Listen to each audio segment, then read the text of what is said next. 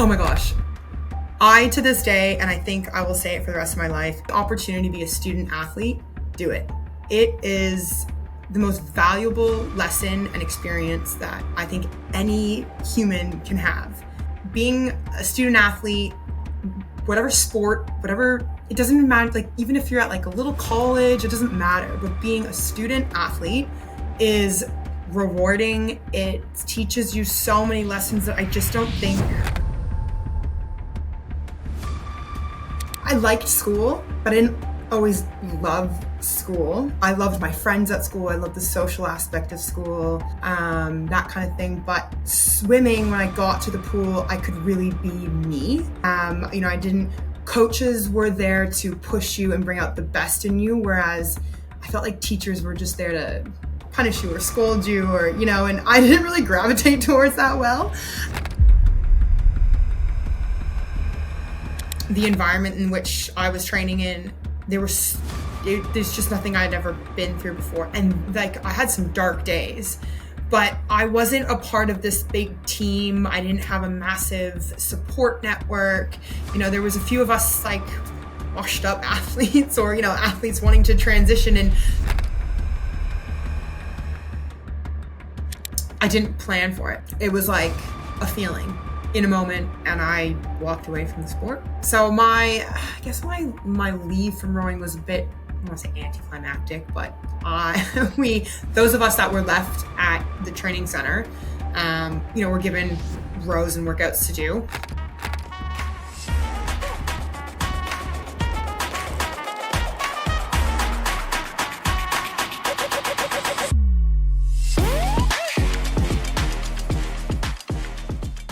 And thanks for tuning in today.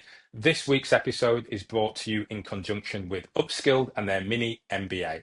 If you want to get the skills and knowledge to help move you forward without all of the big expense, then this mini MBA with Upskilled is the right way to go. Follow the link in the show notes and you can get $500 off. Olivia, welcome to the show. Hi, thanks. Thanks for having me. I'm looking forward to our conversation tonight, really to get a bit more about you and the transition, one inside sports, so that transition in sports, but then also that shift in countries and moving into recruitment or into that corporate sphere. So it'd be really good to tap into your perspective on the steps you have taken and perhaps shed some light on those who are listening as well. Definitely.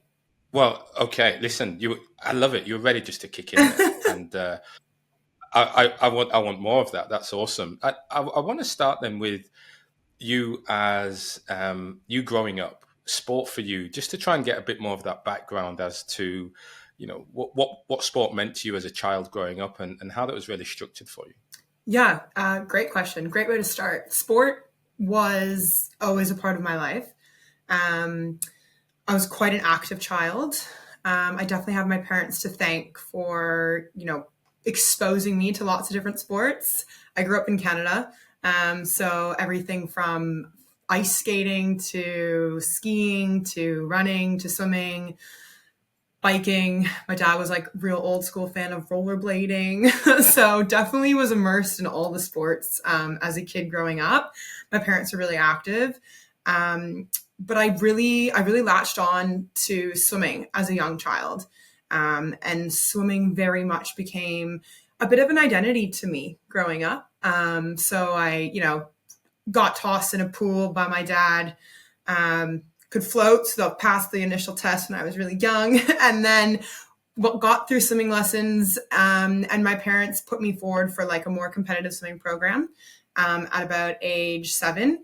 And then by the time I was 8, kind of tried out for the competitive swim team, which was an external club like outside of school, and made it. And that's kind of where my like big time sport journey started. So I was a swimmer, and swimming to me was everything. It was where my best friends were. It was where I could really express myself. It was the only place you'd find me outside of school hours. I was at the pool. I lived, eat, slept there sometimes. So, and I think sport became not just a part of my identity, but a big part of like my family's life as well. My parents were really involved. I mean, someone had to drive me to 5:30 a.m. practice Monday to Friday before school, pick me up, take me to school, drop me back off. So sport, and specifically swimming, was a big part of my life. And even throughout, middle school and high school, I always tried to like play all the sports at school as well. And yeah, I'm really grateful. I think the biggest takeaway from sport growing up was just the opportunity it gave me, to express myself and be really vulnerable. Yeah. Oh, wow. When you say vulnerable from your participation in sport, what do you mean? Um, I, for me, I liked school, but I didn't always love school. I loved my friends at school. I loved the social aspect of school, that kind of thing. But swimming, when I got to the pool, I could really be me. I didn't, coaches were there to push you and bring out the best in you. Whereas I felt like teachers were just there to punish you or scold you and I didn't really gravitate towards that well. And I just always connected with like my swimming friends a lot more than I did my school friends. I had some amazing school friends growing up, but I think that vulnerability and that full expression of myself got to come out on the pool deck.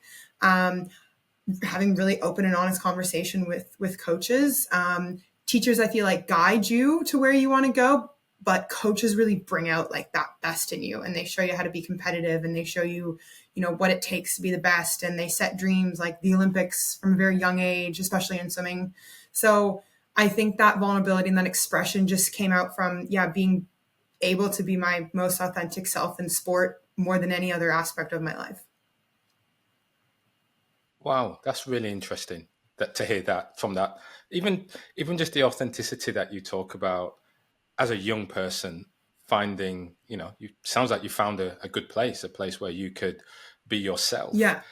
What did that so what did that mean to you academically, and how was that tackled?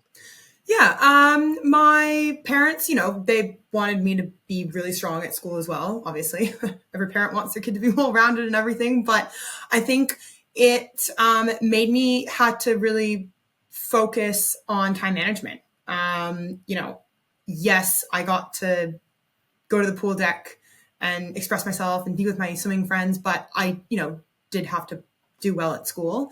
That was still a non-negotiable for my parents. So my parents, I don't know how it works, probably a bit differently in Canada, but I was in the public school system up until year 5. And then from 6 till 10, my parents did decide to put me in private school, which definitely asked for a bit more academically. And that was a big juggle for me. I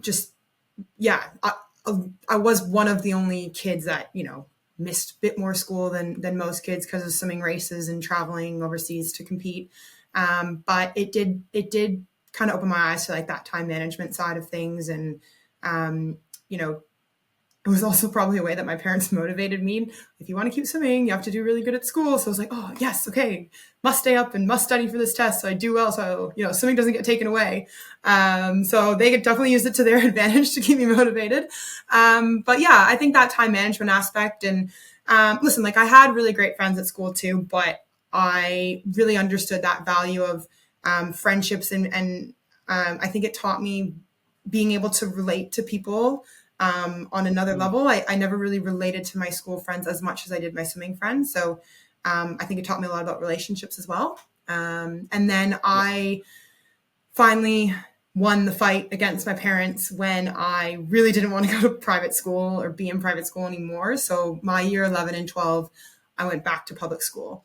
And I think what that taught me is I ended up going to a really great public school in my neighborhood that I could walk to every day. So it definitely cut down on like commute time after training and stuff. And it made me take a lot of responsibility for my grades. Because, at that point in year 11 and grade 12, you're, an adult for the most part. So it definitely put that like self-discipline into me to be like, okay, I want to keep swimming. I want to get a scholarship to university to swim, or like I want to swim at university level, but I also have to have the grades to do that. And oh my gosh, I'm at public school. I now live close to a lot of my school friends, which I never did before. So I also want to see what the real world is like and have a social life. So it brought a lot of like juggling acts in, but I'm really grateful for it because year 12 were by far my favorite years in high school.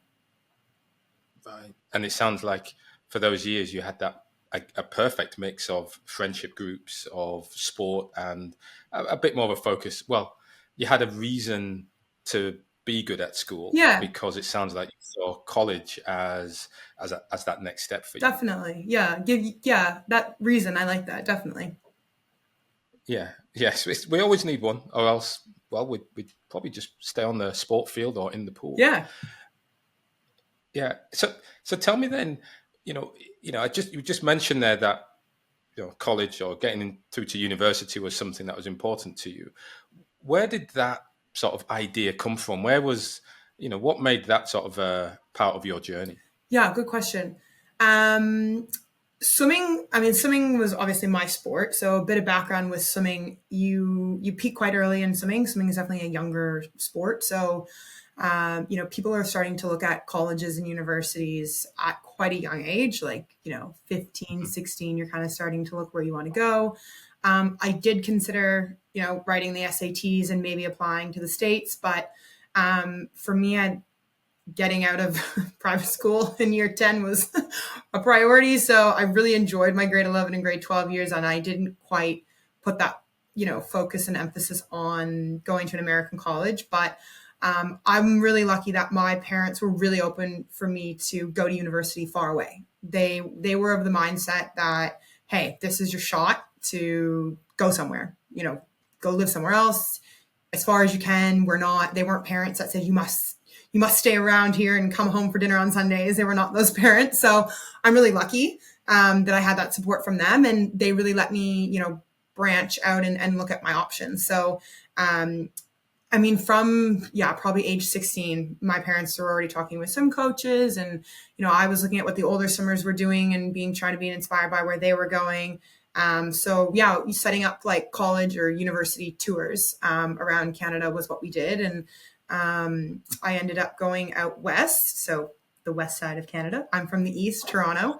I did look at Dalhousie University out east, like as far east as you can go, and then I ended up going as far west as you could go, to both SFU, University of British Columbia, and then the University of Victoria. So all the big trifecta 3 kind of out west. And my decision was I don't want to say it was easy, but like I really knew in my gut as soon as I went to the University of Victoria that I could see myself there. It's on the West Coast, which is quite close to California. I have a family over there, my aunt and cousins and my grandmother. So that was a pretty easy decision. And then a couple really good swimming friends, they went to UBC.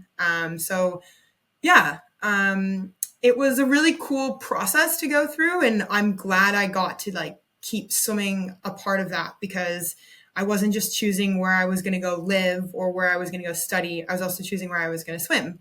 And that's obviously was a big part of me. So being able to go to campus and see, the library and the dorms is really cool, but then being able to go see the facilities. So seeing the pool where they train, it's like, oh, cool. I can actually see myself there. It wasn't until I saw the pool at all these places where I was like, yeah, that's where I want to go. So, and it's way warmer out west than where I'm from. So that was like a really easy decision too.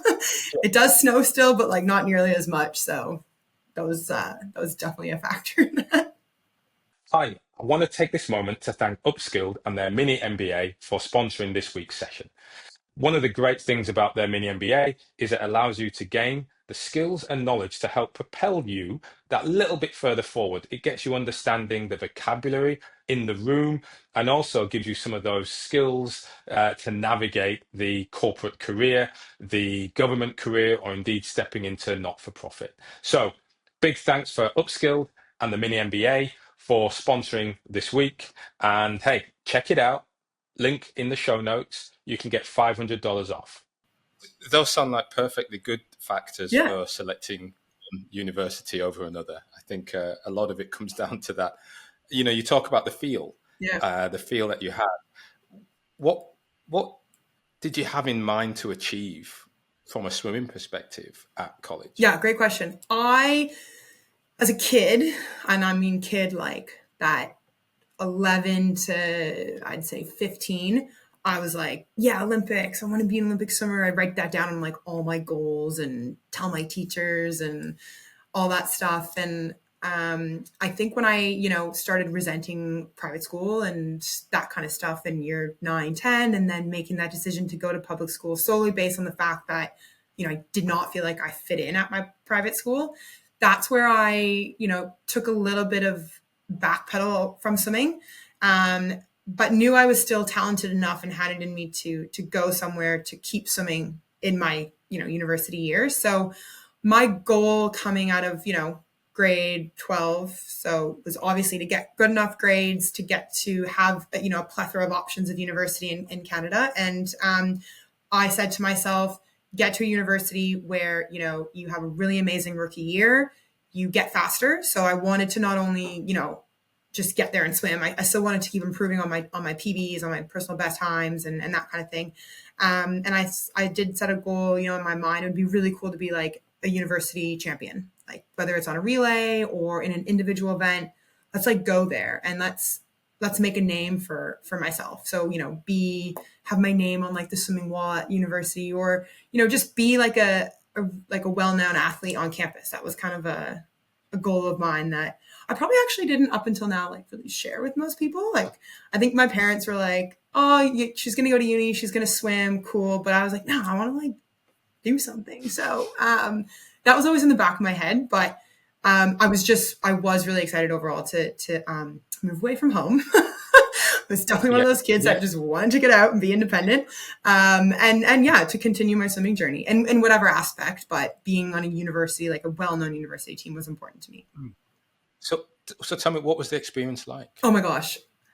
I, to this day, and I think I will say it for the rest of my life, if you have the opportunity to be a student athlete, do it. It is the most valuable lesson and experience that I think any human can have. Being a student athlete, whatever sport, whatever, it doesn't matter. Like even if you're at like a little college, it doesn't matter. But being a student athlete is rewarding. It teaches you so many lessons that I just don't think, I don't want to say regular students, but people that just, go to campus as a student, I guess. I don't know a better way to say that. It's you get so much more out of it. I loved it. Everyone that I was around, I mean, maybe I just got really lucky. I had a really awesome year of, rookies that all joined, and the senior swimmers were really great. Had a really awesome coach. He'd been around forever. He's still around to this day. So yeah, it was that, I think that continued pride of, okay, I'm a university student. Great. Check. Done. I got to get good grades, and I'm an adult now and I'm living on the other side of the country, 3-hour time change, but I'm representing my school. I'm wearing the University of Victoria Vikes swimming jacket and backpack, and that's a badge on me that I have to, live up to and represent. So yeah. And you really, it was interesting being at the University of Victoria. They don't separate like athletes and regular students in dorms. So, both my neighbors in my dorms were students. They didn't do any sports or anything. So hearing them, their reasons to stay up till midnight or 2 a.m. to study for a test versus my reasons, or me having to put an assignment in early because I'm going to be away racing all weekend. It's a very, we were in the same place, taking a lot of the same classes, but we had very different experiences. And even coming down to your partying time at university, obviously mine was way more limited, definitely still did it, but the value and the fun and the hype that I got to when it was time to let loose a little bit was so much more valuable to me. And I took it, so much more meaningfully than I guess others. But yeah, it was just so fun. I loved it. Brilliant. Even as you reflect on it now, you can feel the enthusiasm I love talking that you about had. Yeah, it's like everybody, stop what you're doing. Don't do it. Pick a sport and go to school. That's awesome. Yeah. So for you then, well, you had a goal, right? It wasn't just the experience of university, the college life that you were looking for. How far did you get from a swimming perspective? Yeah, well, not that far, because another sport came along, which was probably where my next transition happened. But I swam my first year as a rookie, and then I swam my second year. Had every intention to swim third year. I had no intention of change. I went home, so I went back to the East Coast, back to Toronto for the summer after second year, rather than staying. I was off campus by that point, so I was living in a house. So it was quite common, people would sometimes go home and swim with their local clubs over the summer break. So I did that, went back to Toronto, had a job in the city, and lived at home for those summer months. And then rowing, I want to say it found me. It's kind of how I describe it. Yeah, it found me. So coming back out to the University of Victoria for year 3 looked very different than the first 2 years. So swam my first 2 years, loved it.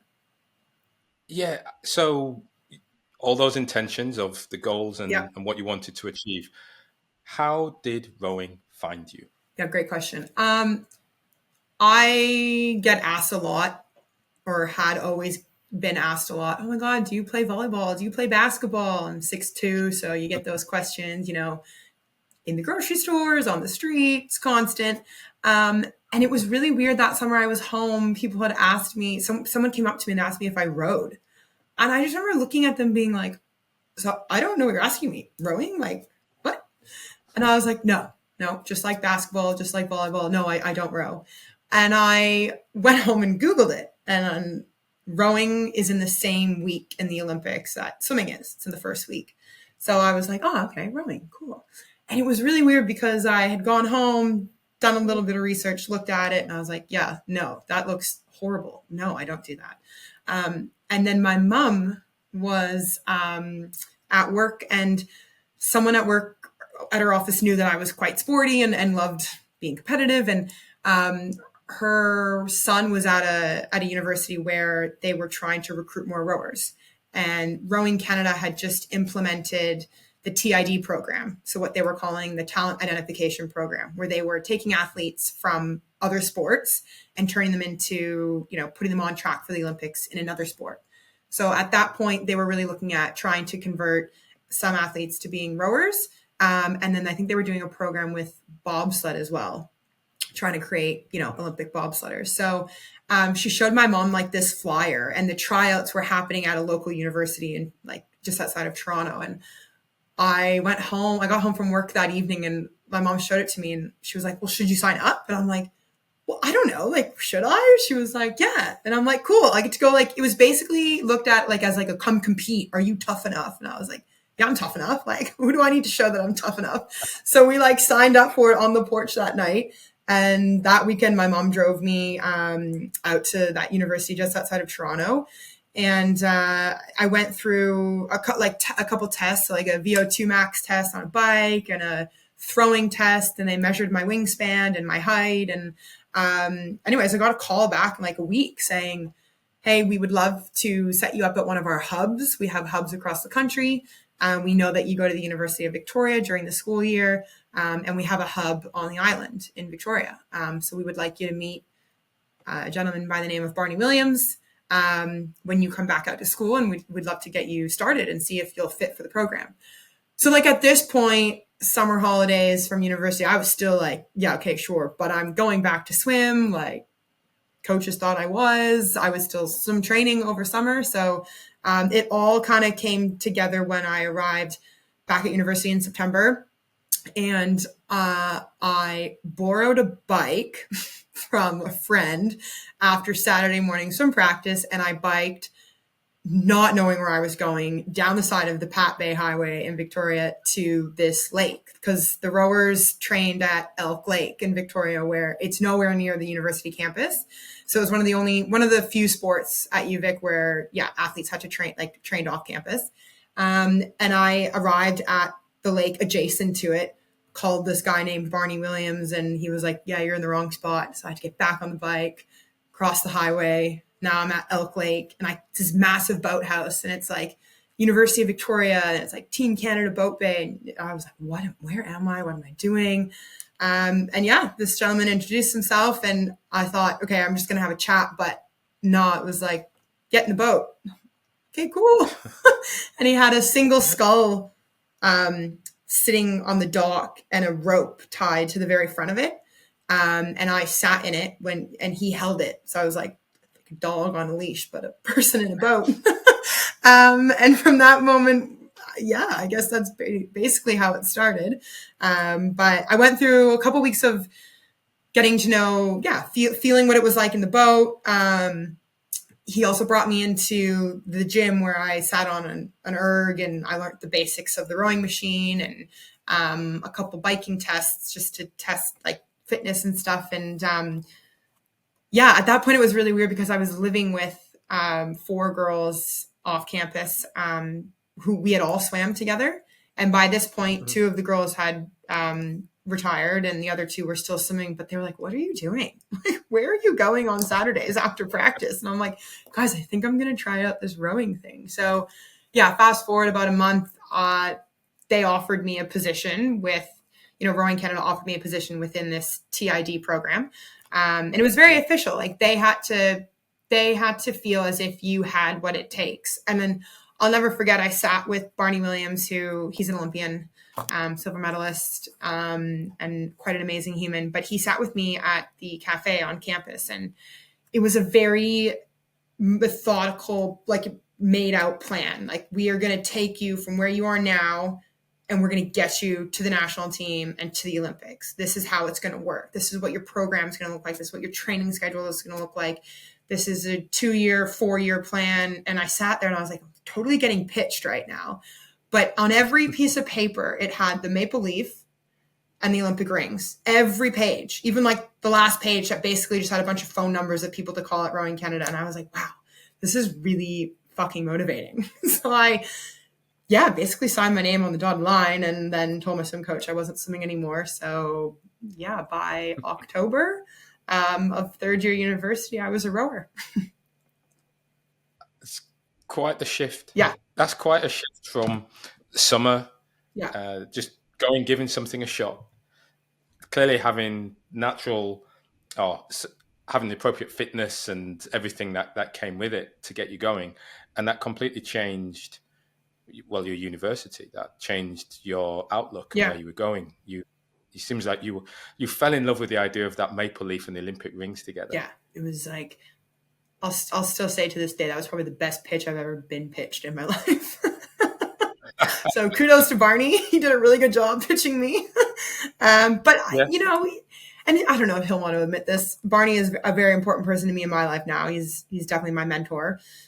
We still to stay in touch, even though I'm over here in Australia. But whether he'd like to admit it or not, I think he saw something in me, and I took just a little bit of that I got from him. And I was like, I want to prove you right. I want to prove me right.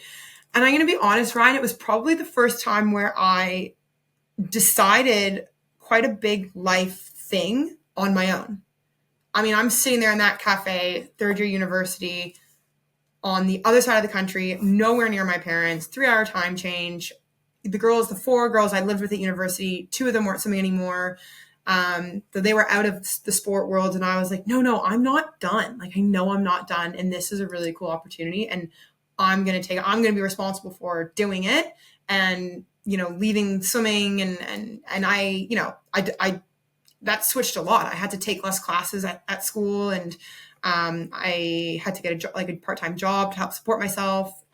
So it was a big change, but I didn't, I'll remember now, I didn't flinch when I decided, when I said yes. It was a pretty, easy decision in that moment. What do you think, what do you think gave you the confidence to make that decision?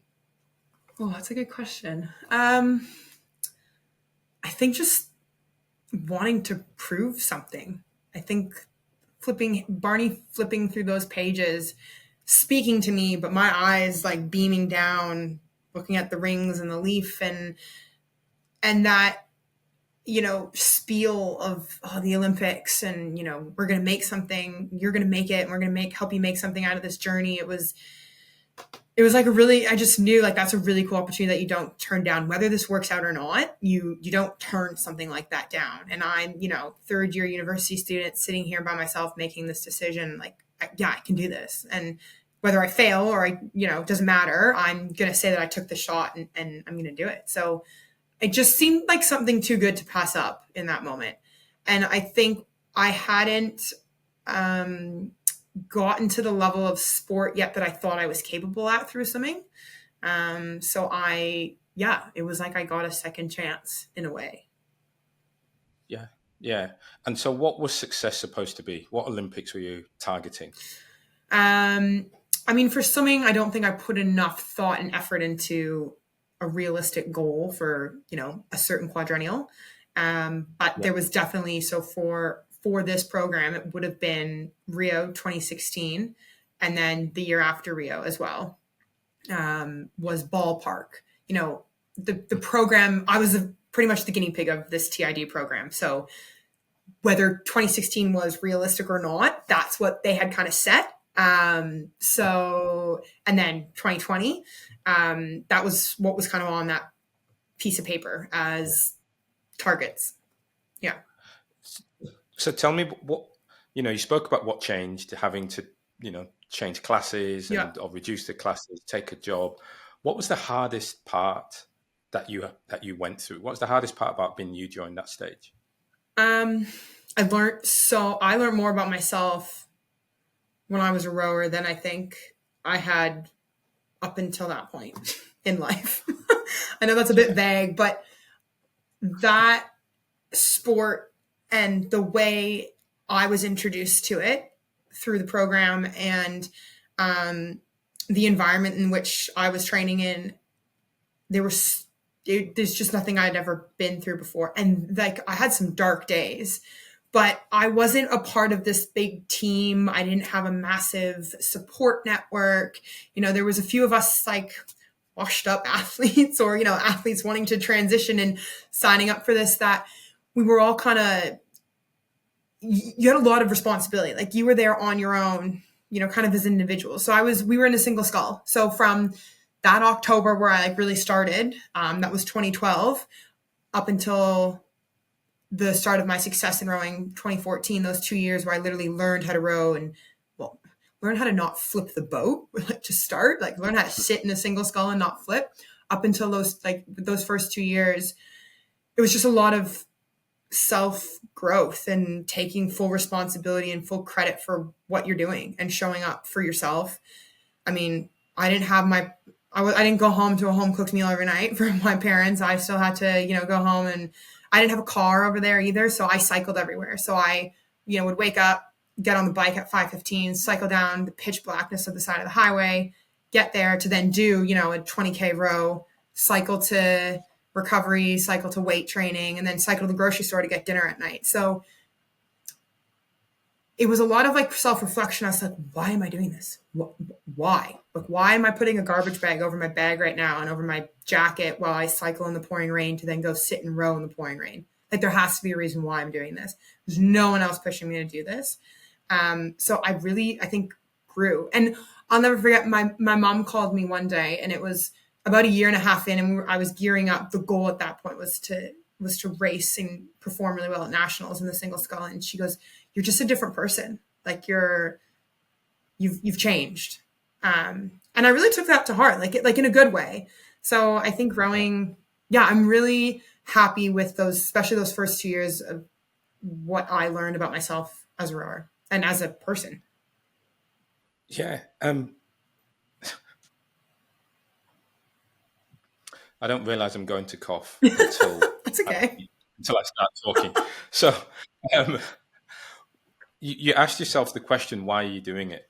How did you answer that? Ooh, to prove something, I just to do it, to prove to everyone that I had told about this journey that I was embarking on, that I could do it, and prove to myself.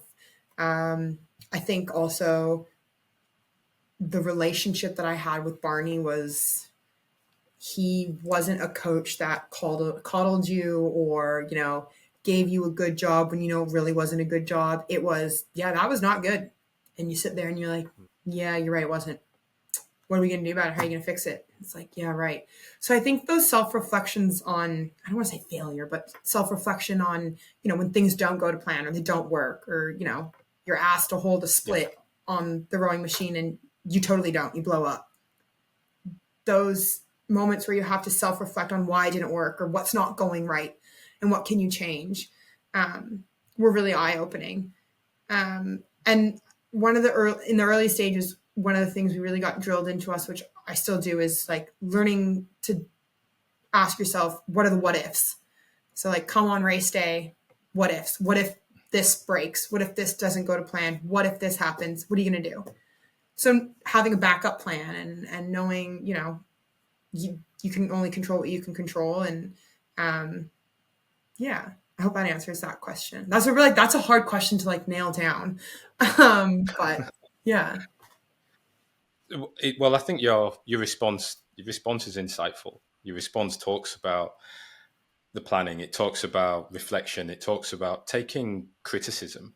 And one of the things I often find with athletes, those who have been at a high performance, is that ability to reflect, take criticism, and adapt, Mm-hmm. to experiment, to think, oh, yeah, why didn't it work? Yeah. Well, I wanted it to work. That was the plan. Yeah. Okay, now I need to adjust. Being more aware and being really self-aware. I mean, I was introduced to, I'd never journaled in my life until I got, started rowing, and we were journaling our training programs. We were journaling, we sat down with nutritionists and journaling what we were eating. And it was like, okay, well, you probably, that 20K row probably didn't go well on Thursday because Wednesday you were, 1,000 calories short. And I'm like, oh, didn't even think of that. So you become a lot more open and honest with yourself. And, you're responsible for your performance at the end of the day. Barney can't get in the boat and row it faster for me. My strength coach can't give me 10 extra kilos of muscle to move any faster. I have to do it. And I think once you realize when you're going through, especially that transition, the transition in sport, or just that transition to want to take yourself to the next level in sport or in any part in life, like what are the changes that you're going to make and hold yourself accountable to? And by realizing what those changes are and doing them once or twice and seeing the benefits from them, and then realizing, okay, I just have to keep continuing these and being aware of these, adjustments I'm making, it's going to work out. That's really eye-opening and really helpful. Yeah. What I hear from you there is it's fine being given a plan, a game plan, but it's up to you to go ahead and deliver it. Or you have an important part in playing, an important part to play in delivering that plan and making it happen. Yeah, definitely.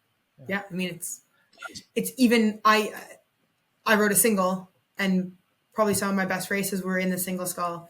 But even speaking, to which I feel like maybe more corporates can relate to, is that team aspect. So rowing in an 8, where there's 8 of you and a coxswain, like you are responsible for your seat. No one can row your seat except you, and your boat's only going to be as fast as the weakest person in that boat. So you are solely responsible for the job of that seat. Every seat has a job, and every seat is contributing to that speed and the outcome of that boat. So that responsibility and that self-discipline, even when you're in a team, having that, and finding out what motivates you. I can laugh about it now. Barney and I joke about it all the time. Like, our banter was ruthless back then. It was, well, that sucked. And it was like, well, I'm tired. Well, what are you going to do about it? And there was no like, oh, okay, we'll talk to the strength coach and maybe you'll do a little less. It was okay when we move on. And you're like, okay, we're moving on. Like, there's no stopping. So I think, yeah, you don't take a step, don't expect to take a bunch of steps back to move forward. Just analyze what you're doing in the moment and what's working and what's not working. But yeah. So you had a plan. I had a plan. It had maple leaves. It had Olympic rings on it. Yeah. Talk to me. Where did you get to? Where did I get to? So yeah, my rowing career peaked 20. So with the program, you had to basically prove yourself. So we definitely mapped out a 2-year plan from when I started. I unfortunately, for 2013, had a pretty bad back injury with rowing in my disc, L5S1. So I had almost 7 months off, but luckily I had swimming as a background sport, and I could really lean into that to keep my fitness up. So my sights were set on, I had to really make a name for myself across the country. So 2014, I became the under 23 Canadian national champion in the single scull. With that victory, that really kind of punched my ticket to the national team. So eyes and heads were turning at me, but also at the program. The program worked for the most part. And I then, that was November 2014. So yeah, the first day of February in 2015, I moved to London, Ontario, back to the East to join the national team. And then I was there for a year and a half. Yeah. I mean, that's pretty awesome. Yeah, it was really intimidating and scary, and just all the feels. And that was like such a big part of the goal and the plan with this program. And my personal goal was to make the women's Canadian national team. And when it happened, it was very surreal, but it was like, okay, this is where the real journey and the job actually starts. So I was really proud that, within 2 years, I learned a brand new sport. And then, I got to the national team, and it was hard to walk into. I'm not going to lie. Like, I was the youngest on the team by a few years. There were some really epic women already there that had been to the London Olympics that were still, gearing up for a shot at Rio. And so there was a lot of movement. There's a lot of depth in the program at that point. So I was just like way over my head. I felt at the beginning. The girls had, tips and tricks for their blisters and these things I didn't even know about yet. And it was my first time really rowing with, like, on a team for the most part. I was, like, you're in boats. You don't necessarily just train your one boat every day. You're in fours, you're in eights, you're in doubles, you're in pairs. So I hadn't had a lot of that experience. I was basically in the single for the first years of my rowing career. So yeah, it was really interesting to see and be a part of the team when selections happened for Rio. That summer, 2015, that summer was Commonwealth Games, and it was hosted in Canada, in St. Catharines, which was near the training center.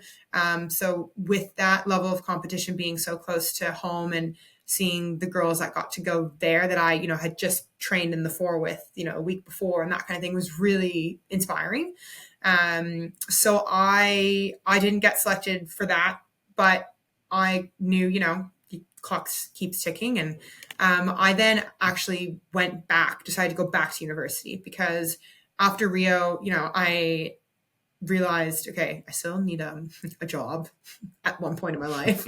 I was definitely feeling the pressure from my parents to, finish that degree and get it done. So I moved back to Victoria in 2016, and I kind of switched mindsets there. So I guess it was a little bit of a transition, another one where I said, hey, I don't want to stop rowing. I want to finish my degree, and I want to get back on the national team on my terms.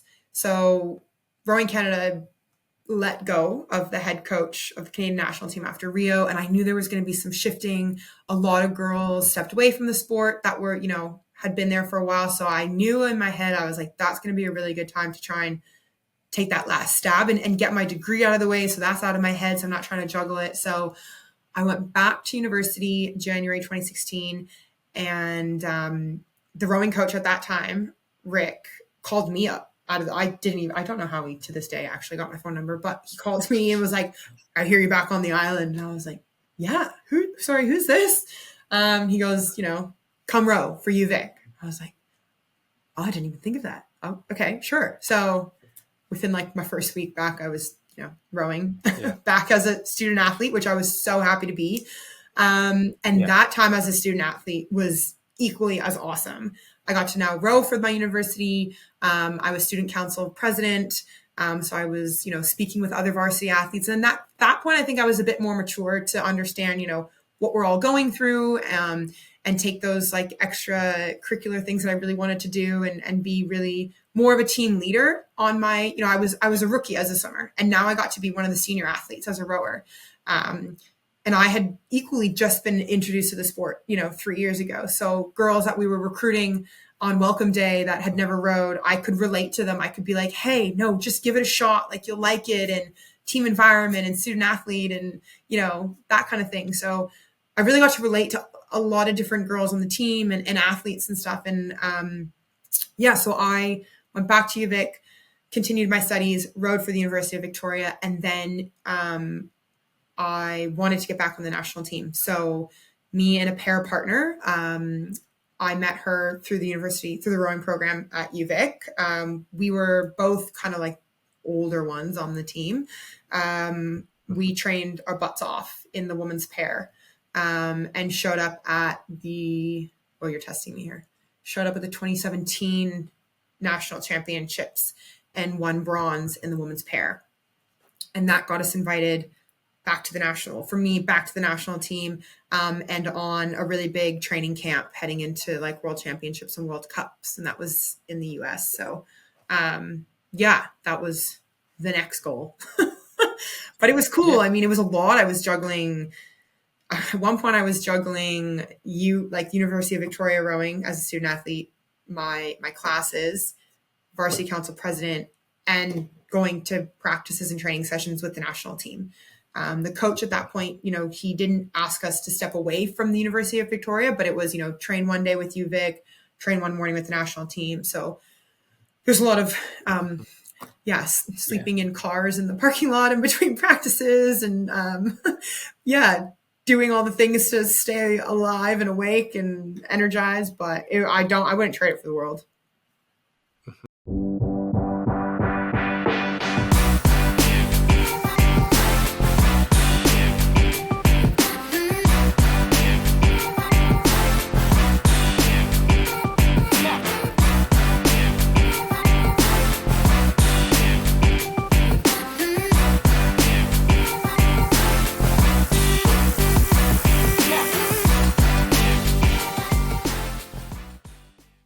No, it sounds like quite the journey for you. And, you spoke there, not making the team, of being, left out of the program, kicked out of the program, depends how you want to put that spin on it. But you were no longer in that national program, that talent ID piece. Yeah. Talk to me about, how did that feel for you? You mean like leaving the national team or going to the national team? Yeah. The first time of leaving that national team, seeing the girls who you just trained with, compete the Commonwealth Games, set themselves up then for the ongoing Olympics. How did you feel coming away from that program, and not on your terms? For me, at that point, I was actually okay with it, because I still knew, I kept reminding myself, you've come so far in so few years. And I always reminded myself that these women on the team that I was comparing myself to, they have done this sport forever. A lot of them had rowed 4 years of university, college, in the States, wherever, and I guess I wasn't as gutted as I guess you'd think someone would be in this situation. I just knew that I had a lot more to give, and that I wasn't done. I didn't ever think like, okay, rowing's over. It was, okay, I didn't make this team.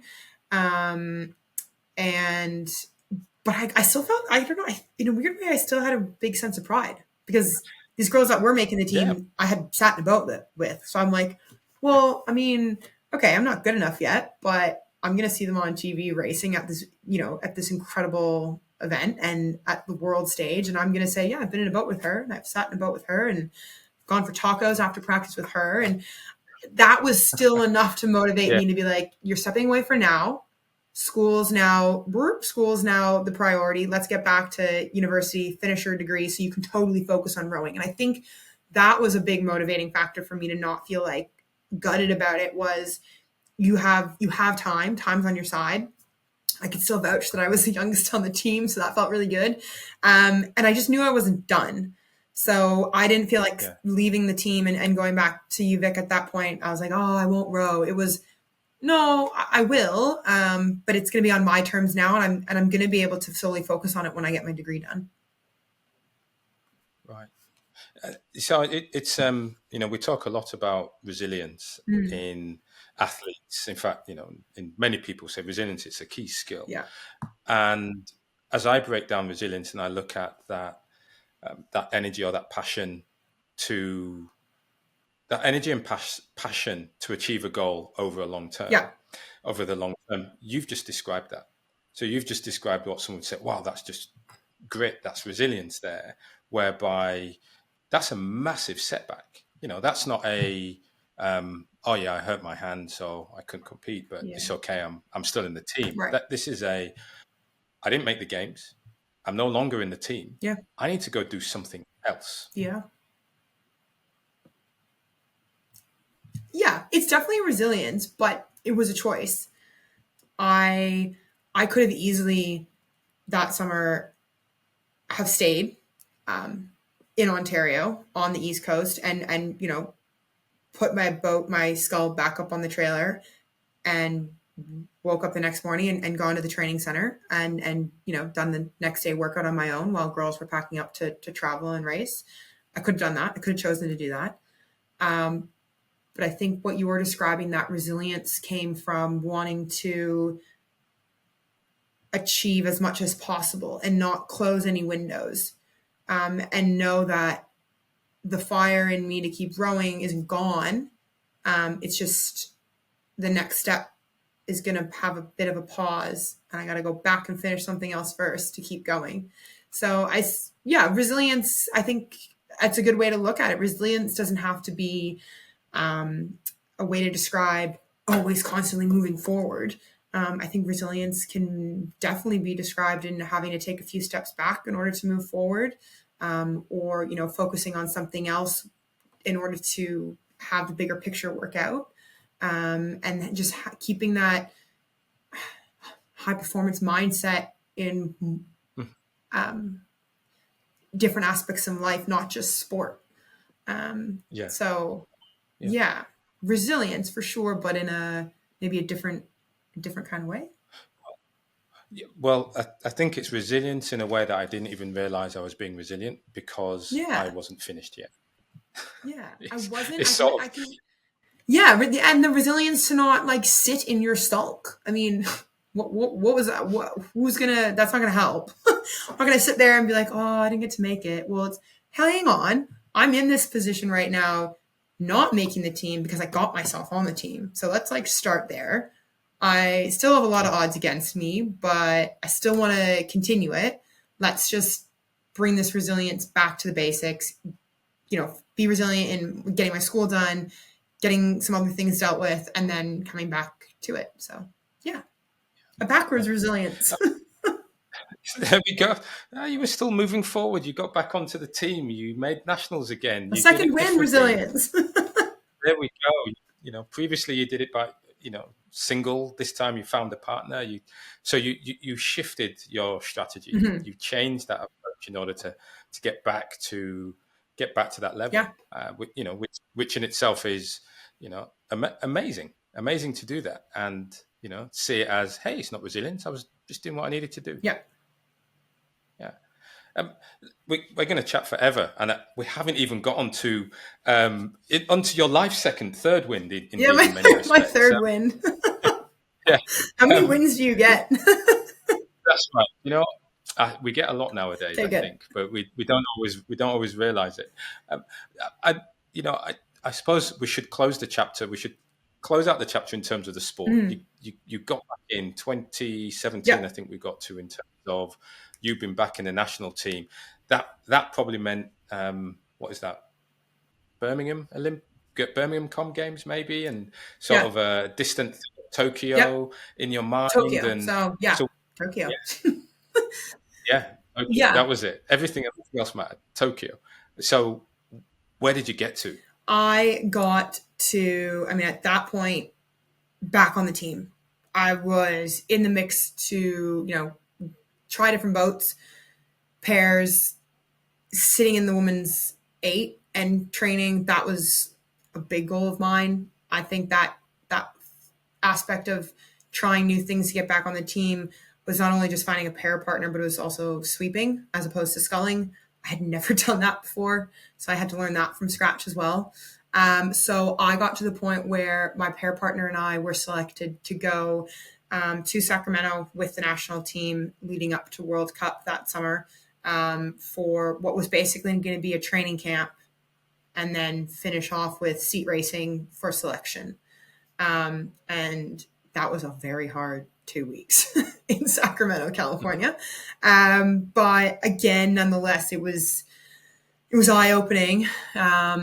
It showed me that I still had a lot more work left to do. But at that point, I had really loved racing for my university, and I was lucky enough to like kind of fall back in love with the sport. And it was weird because you go through that stage where like at university you do it because you love it, but on the national team you're doing it because it's quite frankly your job. And trying to get karting again and being paid to do it is a whole other bag of beans, and also very hard, and there's a lot of rules and stuff around that. So my pair partner got pretty injured that over those 2 weeks. So then I mid training camp switched to sculling with somebody else in a boat, and I was in the double, and her and I raced seat selection. I was really proud of how we did. We were the only woman, like we were the heavyweight women's double to race at the end of that camp. In my mind, I thought we performed very well, considering that I had started that camp sweeping and then all of a sudden had 2 blades in my hand and was stroking this double. And it was just at the end of August 2018 selections. They weren't going to send the women's double. They decided to that summer of competing internationally. And I wrapped up unknowingly in the moment, but I wrapped up my career then. I went for a row one morning where Why do you say? I was going to say, why do you say unknowingly? I didn't plan for it. It was like a feeling in a moment, and I walked away from the sport.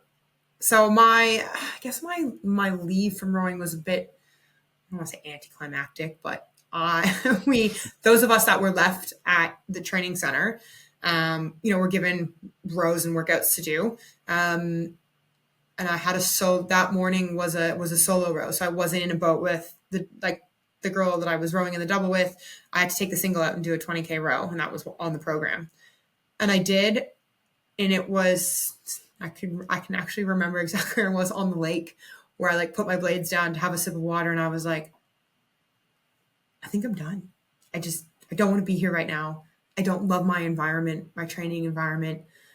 I'm not getting on with other aspects of my life that I thought I could keep going while doing this. And I wasn't doing it for the love of rowing and racing and competing anymore. My fire had definitely been just burnt out and diminished from a lot of aspects. I mean, talk to any elite athlete, there's always politics involved. There's, coaching matters. There's lots, takes an army for national programs to happen, but it also takes a lot of, personalities as well. So I really fell out of love with what, I guess the main reason why I was doing it. So I guess to answer your question, my unknowingly stepping away was I brought my boat in. I, as you usually do, put my boat up on the rack, wash it down, put my blades up, and I walked out, and I didn't in that moment say, I'm not coming back, but I didn't go back. So I wrote a letter to head coach and all that's who I thought needed to know, my double partner, my pair partner. And that was it. It was probably the strangest week of my life still, where you just feel disconnected from everyone and from yourself, and you literally don't know what to do. And I didn't even know if I should set an alarm the next morning on my phone. I didn't know what to do. But it was a week of a lot of conversations, calling some really important people in my life to ask their opinion, to express how I was feeling and ask them if I thought I was making the right decision. And it was kind of a week where I got to learn about myself from other people. And it's something I encourage people to do, because you never take the time to, have you ever asked your best friend, or have you ever asked your aunt or your uncle or someone really important in your life, hey, what do you think of me? Or how do you think I handle situations? Or, what do you see for me in your future? What do you see for me? And because you're always trying to ask yourself, but sometimes it's really good to get other people's opinions. And I just got some really honest answers from family and friends. And obviously I called Barney, and um, yeah, kind of weighing out my pros and cons to keep going or not. And I stuck to finishing up then. Hmm. What sorts of things did you hear? Oh, yeah, lots. I definitely had some family members tell me that they, were concerned. I didn't really seem exceptionally happy anymore. Or I did have some family members that were, no, stick it out. You've got the Olympics. You just graduated, so now you can really focus on everything. And yeah, I think some other close people in my life really shone a light on. Um, well, what do you want out of this? Okay, let's say you make it, then what? What are you going to do after that? I was like, I have not even thought about like what I'm going to have for breakfast tomorrow morning. I don't know what I'm going to do after rowing. Like that is I've never taken time to think about that.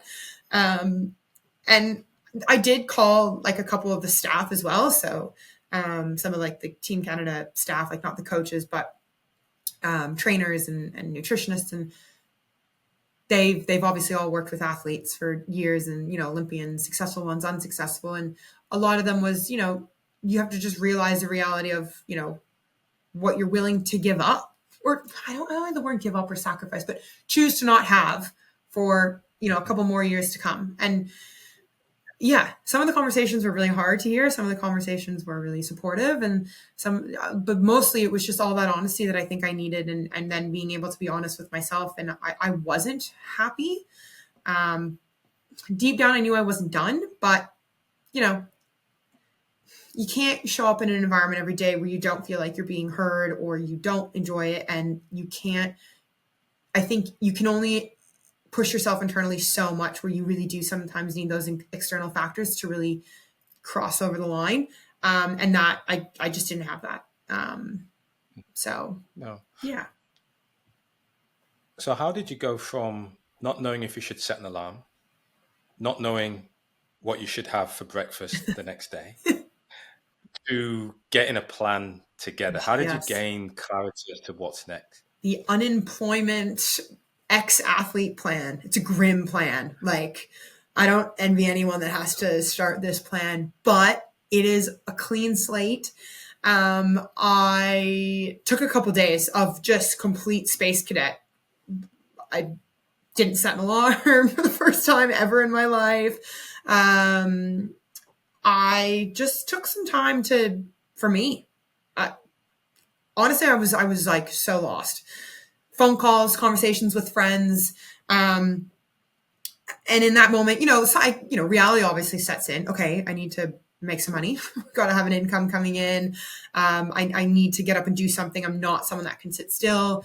Yeah, and just filling my time with connecting with people that I hadn't connected with. Any elite athlete will tell you, you miss all the important events in life. You miss weddings, you miss birthdays, you miss reunions, you miss everything. So I definitely had an unlimited amount of people to connect with that I hadn't connected with in a long time and have really great conversations with. And my plan at that point was, okay, get a job and get some income coming in so you can, do some activities that you usually couldn't do, when you were training. And then just get excited about something again. My goal at that point was, let's get excited. What can I get excited about? Money coming into my bank account. Cool. Learning a new sport. Cool. Setting an alarm at like 4 a.m. and getting up in the dark, but not rowing and running maybe. What's running? Let's try running. So I decided to go running and then swim at a different pool every week because I could always go back to that sport that I loved. And yeah, I just started filling my days with like really interesting, weird tasks. But ended up getting there somehow. And yeah, then I guess you could say that was my transition into real world or the non-athletic world. Yeah. Yeah. So from there, how did you get to where you are today? That's a good question. That's a loaded question. Short and simple. I just took a lot of risks. I've just done me. As lame as that might sound, I really just put myself first in the last 4 years. I'll be honest. I didn't stray too far away from sports right at the beginning. I ended up getting a job. I was already working at our local the local YMCA, really thankful for that community. I worked at the YMCA when I originally left the national team the first time, a couple days a week, and then they graciously let me work there every Sunday just to kind of stay in the community. So picked up more hours at the local YMCA, but then I worked for Lululemon, which is a big athletic clothing brand. It's Canadian owned. And at that point, there was actually only one Lululemon on the island. So you can imagine every athlete would go there to do their shopping. And it was a really special place. It was a really cool community of people that worked at this Lululemon. There were ex-Olympians, current Olympians, retired athletes, university level, high school level. So I fit right in, applied for like your typical retail floor job at Lululemon, got it. And that's where I guess started my transition. And it was really cool because people knew I rowed and I was still like Olivia the rower, but I also got to talk about and ask questions about what people were doing. Like, what are you going to do? Or what are you doing? Or what's your story? And basically what you and I are doing now, Ryan, interviewing my coworkers and my new colleagues and my new friends on their journeys, and being like, oh, I never thought you could do that. Or, oh, that's really cool. And, yeah, I'm really grateful. Lululemon really encompasses like leadership and goal setting, and self-reflection and, all that stuff. I did yoga for the first time. I'd never done yoga. It was something I said in my interview at Lululemon, have you ever done yoga? And my answer was no, never. And I was like, oh shit, did I just lose the job? Because I said I never did yoga at a very high-end yoga brand company. Yeah, I was like, oh, that was probably not a good response. But they were like, no, we love your honesty. I was like, great. Help me touch my toes. So yeah, it was really cool just to talk to people. So my journey then, fast forward, right before I got to Australia, I thought I wanted to become a cop. So I ended up picking up a lot more shifts at the YMCA because there was a couple really cool programs. The local halfway home had a lot of their individuals come and integrate back into society through their local YMCA. There was a young mums program. And that also got me a couple jobs at like the local soup kitchens and stuff. So I got to work a bit more in the community. I stayed at Lululemon as well, working in that community pillar and stuff. And then I applied to the police force. So applied to the police force in Victoria. It was quite it's like a lengthy process. It can take over a year, usually 12, 15 months. I was moving through it quite quickly. Polygraphs, physical tests, written tests. And at one point, I had some, relationship status changing in my life. And I was really just on my own and being myself, which was really cool. And I decided I've traveled a lot with sport. I've traveled a lot with family. But I haven't really traveled like just for me. And so I did look into, some transfer programs. So with Lululemon, you can transfer stores kind of anywhere in the world for a short period of time, as long as it's within the same, a certain realm. And so through Lululemon community, knew some people in I didn't know them personally in Australia, but I knew they were here, and I applied for that. Didn't really think much of it. I was quite focused on my police force application. And lo and behold, I walked out of a gym one day after a training session. And I had 2 emails in my inbox. It was, congratulations, you've been accepted to the police force, and congratulations, your visa to Australia has been approved. And you can work at Lululemon. I was like, oh my gosh, what do I do? So I decided that the police force will always be there, but... How did you decide this? How did I decide it? I flipped a coin. No, yeah. I didn't flip a coin. No, I did not flip a coin. In a weird way, it wasn't a hard decision. The police force will always be there. Like, that's not going anywhere. I've lived in Victoria now for 10 years. I have, friends that are family there and a community that I love really deeply and I knew I can always go back to. So I thought, yeah, I'll go to Australia for 6 months to a year, work at a company that I love. I already have a really great, relationship, and I love the brand and I love what I do at Lululemon. So I'll go do that, and I can go do it on my terms. So it was my first kind of solo trip to go live abroad, for Olivia, by Olivia, paid for by Olivia. So I was like, yes. And yeah, then that transition happened, and my plan of 6 months in Australia has turned into 4 years. And this is where I'm currently sitting in my office 4 years later. Yeah, yeah, that's quite the journey. Again, some big decisions, some good pivot moments Yeah, for you, pivotal moments, sorry, for you there. I love the fact you got the emails yeah. It poetically was at just the like same time. wild, wild. Yeah, and so today you're not at No, Lululemon. So from police to Lululemon, yeah, there's a massive leap here somewhere. yeah. How do Um, you get to recruit? What happens there? yeah, recruitment is again a really cool story. A transition that I actually think was quite natural. Um, Mhm. so, but again, not something I'd even considered. I didn't know recruitment was a job.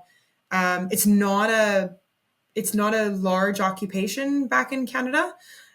So I knew I could work here in Australia, on a working holiday visa for my first year with Lululemon. I did know from the beginning Lululemon doesn't offer sponsorship, so that wasn't going to be an option. Um, Plot twist as well. I landed here in the country, and 3 weeks later, COVID hit. So I also had to transition into like the world of COVID on my own, and I was really lucky that I got to keep my job throughout that time. So I was here doing that. But I, for a brief time after my first year, worked for like an NDIS company here in Australia.